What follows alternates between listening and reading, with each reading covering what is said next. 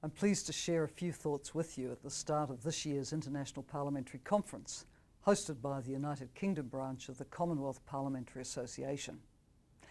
Let me say at the outset how pleased UNDP is to be a partner in the organisation of the conference. And we're especially pleased that this year the focus is on growth for development. Over the past couple of decades, growth in developing countries has helped lift hundreds of millions of people out of extreme poverty, and it's propelled many others into a new global middle class. As measured by UNDP's Human Development Index, overall, the world's population is more prosperous, healthier, and better educated than ever before. We see the emerging economies in the fast lane, capitalising on the opportunities offered by trade and investment, new technologies, and South-South cooperation. Yet, it's obvious that not everyone, everywhere, is seeing the gains from the progress we record at the global level, or in many cases at the national level. UNDP estimates that more than 3/4 of the population in developing countries live in societies where income distribution is less equal now than it was in the 1990s. Around 1 billion people continue to live in extreme poverty on under $1.25 US a day. Many of them face discrimination, exclusion, injustice. It may be based on their gender, their ethnicity, their place of residence, disability, sexual orientation, or some other factor. Many lack access to social protection, and others live with the daily reality of violent conflict in their community. At this conference, you as parliamentarians can focus on how to make growth more inclusive, so that we get more human development, more poverty reduction, and less inequality as a result of growth.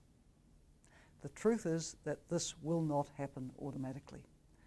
It's the quality of growth that matters, and so do complementary social policies which specifically target poverty and inequality. As parliamentarians, you play an important role in seeing that governance is responsive to people's needs, and that the resourcing for national development agendas is applied well. You can be a force for good quality growth. Inclusive growth needs to engage the traditionally excluded groups and communities. It needs to thrive in sectors where the poor live and work. It needs to be job and livelihood rich. Micro-entrepreneurs and SMEs must be supported. People need education and skills training. And in sectors like agriculture, they need advisory services. Countries also need to build resilience to shocks so that economies aren't easily blown off course. This is complex, but economic and market diversification helps. For individuals, social protection and support for retraining and redeployment when the sectors they work in are adversely affected are vital. But shocks can also come in other forms. Take that of Ebola right now. In the 3 most affected countries, the fragility of health systems and services meant there just wasn't a fast enough response to stop the outbreak in an early stage. It's now claimed more than 5,000 lives, and it is having major impacts on whole economies and societies. So for growth to be inclusive and sustained, it must rest on solid foundations in basic systems and the capacity to deliver basic services too.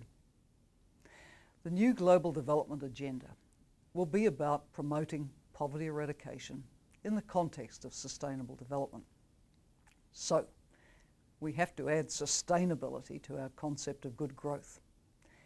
If the world's ecosystems keep being ravaged in the interests of high growth rates, we will all be worse off, and the world's poorest people will be the worst off. In this context, I must say it's very exciting to see the major agreement between the United States and China last week on tackling climate change. This matters to all of us. As policymakers and leaders of communities, parliamentarians are so central to advancing inclusive and sustainable growth. You can advocate for policies which foster jobs and livelihoods and are pro-poor and responsive to the needs of minorities, be gender sensitive, and environmentally responsible. Many of you are already leaders on these issues, and we count on you all to be voices for the kind of growth and associated social policies which will eradicate poverty in all its dimensions, reduce inequalities, and protect the only planet we all share. UNDP is committed to supporting your efforts to this end. So I wish you all a very successful conference, and I really look forward to hearing the outcome of your deliberations in London.